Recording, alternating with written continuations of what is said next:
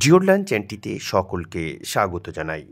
প্রিয় বন্ধু ও শিক্ষার্থীরা, 2025 সালের হাই মাদ্রাসা ও মাধ্যমিক পরীক্ষার্থীদের সুবিধার্থে বিভিন্ন বিদ্যালয় ও মাদ্রাসার নির্বাচনী পরীক্ষার প্রশ্নোত্তর নিয়ে আলোচনা করা হচ্ছে। এখন পশ্চিমবঙ্গ মাদ্রাসা শিক্ষা পর্ষদ কর্তৃক প্রকাশিত হাই মাদ্রাসা টেস্ট পেপার্স 2024-25 থেকে বিন্দুল হাই মাদ্রাসার ইতিহাস প্রশ্ন এবং তার উত্তরগুলি নিয়ে আলোচনা করব। প্রশ্নপত্রটির সমাধান করেছেন উলা কালচেরা কাদরিয়া হাই মাদ্রাসার সম্মানীয় সহকারী শিক্ষক মোহাম্মদ মুকসিদুল হক মহাশয়। প্রথমেই সঠিক উত্তরটি নির্বাচন করে লেখো। প্রথম প্রশ্ন, আনন্দমঠ রচনা করেছিলেন বঙ্কিমচন্দ্র চট্টোপাধ্যায়। স্বাধীনতার পূর্বে ভারতের প্রথম মহিলা শহীদ হলেন প্রীতিলতা ওয়াদ্দেদার। কাকে দেশবন্ধু বলা হয়? চিত্তরঞ্জন দাসকে। কলকাতা বিশ্ববিদ্যালয় প্রতিষ্ঠিত হয়েছিল 1857 খ্রিস্টাব্দে। গদর পার্টি প্রতিষ্ঠা করেন লালা হরদয়াল। জমিদার সভা প্রতিষ্ঠিত হয়েছিল 1838 খ্রিস্টাব্দে। ভারতের প্রথম আধুনিক মানুষ ছিলেন রামমোহন রায়। আধুনিক ছাপাখানার জনক নামে পরিচিত গুটেনবার্গ। হাফটন ব্লক প্রিন্টিংয়ের সূচনা করেন উপেন্দ্র কিশোর রায়চৌধুরী। চুয়ার কথার অর্থ হল নিম্নজাতি। লক্ষ্মীর ভাণ্ডার স্বদেশীয় যুগে প্রতিষ্ঠা করেন সরলা দেবী। মন্ত্রী মিশন ভারতে এসেছিল 1946 খ্রিস্টাব্দে। রাজা হরি সিং ছিলেন কাশ্মীরের রাজা। একটি সম্পূর্ণ বাক্যে উত্তর দাও। ভারতের প্রথম সংবাদপত্রটির নাম লেখো। বেঙ্গল গেজেট বা হিকির গেজেট।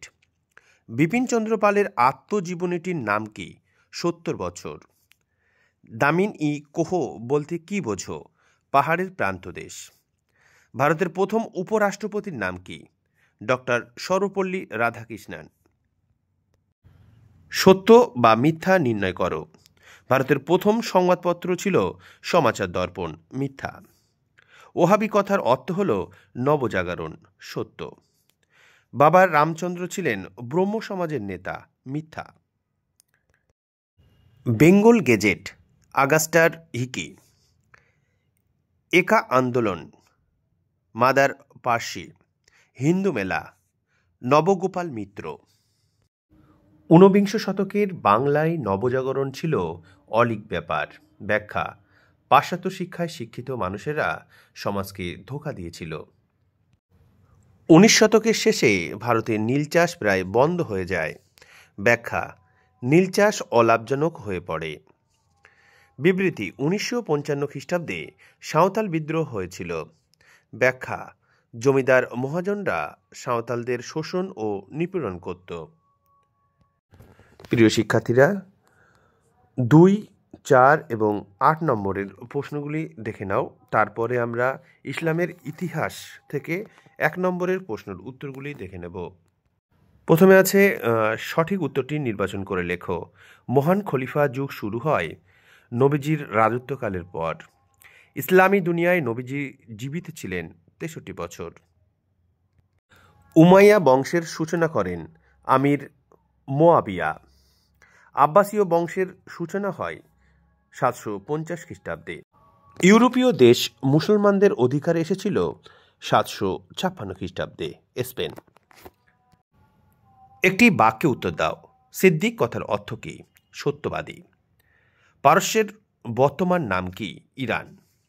হজরত আলীর মাতার নাম কি?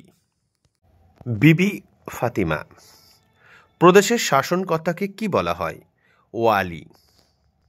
ক স্তম্ভের সঙ্গে খ স্তম্ভ মিলিয়ে লেখো। উম্মে কুলসুম মহানবীর কন্যা। বাইতুল মান কোষাগার। সত্য অথবা মিথ্যা নির্ণয় করো।